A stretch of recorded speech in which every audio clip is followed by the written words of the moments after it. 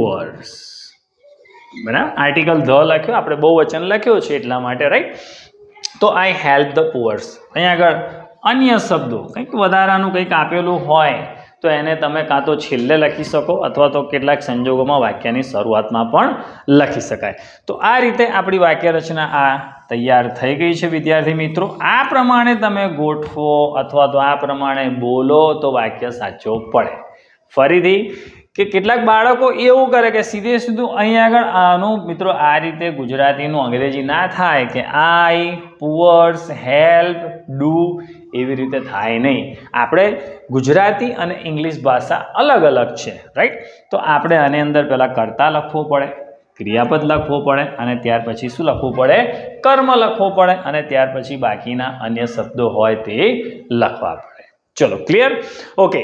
હવે આ થયો વિધાન વાક્યનો એક ઉદાહરણ. બીજો એક ઉદાહરણ